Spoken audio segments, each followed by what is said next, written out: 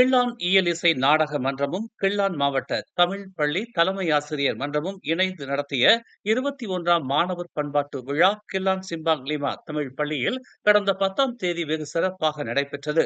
ஒற்றுமைத்துறை துணை அமைச்சர் சரஸ்வதி கந்தசாமி, ஓம்ஸ் அறவாரிய தலைவர் ஓம்ஸ் பா தியாகராஜன், செந்தோசா சட்டமன்ற உறுப்பினர் குணராஜ் உட்பட பல முக்கிய பிரமுகர்கள் இந்நிகழ்வில் கலந்து கொண்டனர். தனது நேர்த்தியான திட்டமிடலால் வண்ணமயமாக நிகழ்வை கட்டமைத்து ஆச்சரியம் காட்டினர் ஏற்பாட்டு குழுவினர். போட்டிகளில் வெற்றி பெற்ற மாணவர்களுக்கு பரிசுகள் வழங்கப்பட்டதோடு மாணவர்களின் கண்கவர் நடனங்கள் மனதை ஈர்த்தன.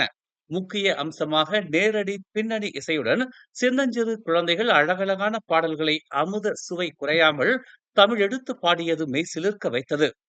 இடையிடையே போட்டியில் பங்கேற்று வெற்றி பெற்ற பேச்சாளர்கள் மற்றும் கவிஞர்களின் காணொளி டிஜிட்டல் திரையில் கம்பீரமாய் ஒலித்தது ரசிக்கும்படியாய் இருந்தது. இந்த நிகழ்வை தமிழவேல் கோ சாரங்கபாணிக்கு காணிக்கையாக்கி அவருடைய வரலாற்று தொகுப்பை காணொளியாக வெளியிட்டது பயனுள்ள அங்கமாய் அமைந்தது. நம் இளைய தலைமுறையினருக்கு மாணவ பருவத்திலேயே பண்பாட்டு உணர்வை ஊட்டுவதோடு இது போன்ற தலைவர்களையும் இவர்கள் அறிமுகப்படுத்துவது ஆகச் சிறந்த பணி. நிகழ்வில் லேப்டாப், ஸ்மார்ட் போன், டேப் என அதிர்ஷ்ட குழுக்கு பரிசுகளும் வழங்கப்பட்டன. நிகழ்வில் பேசிய ஓம்ஸ் அறவாரிய தலைவர் ஓம்ஸ் பா தியாகராஜன், நாம் பெரும்பாலும் நம்மிடையே வருத்தப்பட்டுக் கொள்வது நம்மவர்கள் மத்தியில் குற்றச்செயல் சம்பவங்கள் அதிகரிப்பதை பற்றிதான் என்று கூறினார். இதற்கு காரணம் முறையான கல்வி, சமய நெறி மற்றும் கட்டொழுங்கின்மை ஆகியவைதான் என்று அவர் சுட்டிக்காட்டினார்.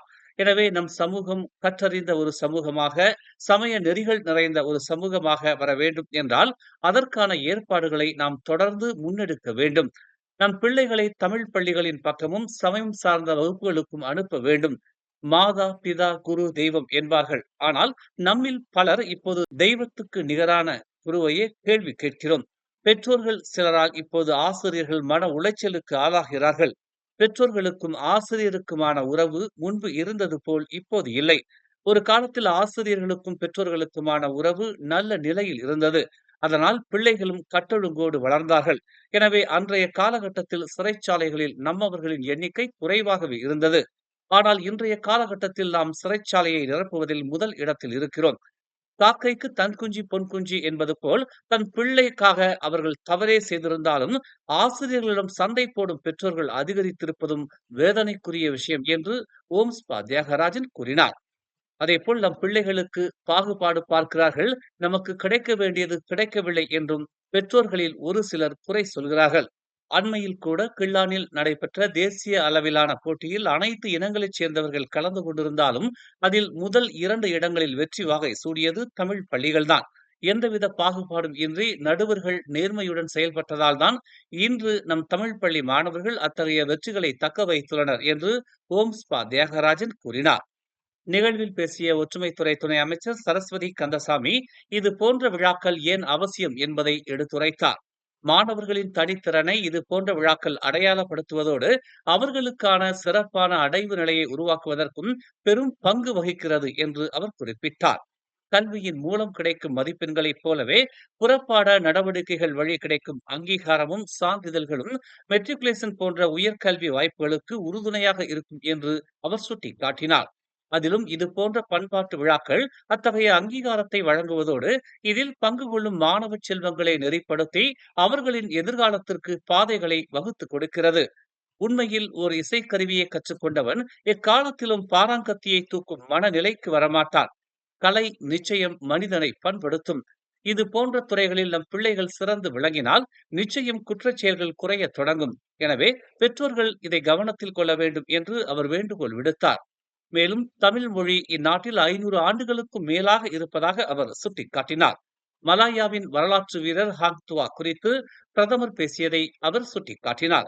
ஹாங் துவாவுக்கு பல மொழிகள் தெரிந்திருந்ததாகவும் அதில் தமிழ் மொழியும் ஒன்று என்றும் பிரதமர் பேசியதை அவர் எடுத்துரைத்தார்.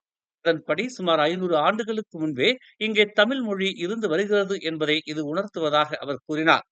ஏற்பாட்டு குழு தலைவர் இளவரசு நெடுமாறன் பேசுகையில், நம் சமூகத்தின் நாளைய நம்பிக்கைகளாக நம் பிள்ளைகளை தரமாக உருவாக்கும் நோக்கில் பலரும் பல்வேறு வகையில் தங்கள் உழைப்பை, நிதியை கொடுத்து இது போன்ற போட்டிகளை, விழாக்களை நடத்துகின்றனர்.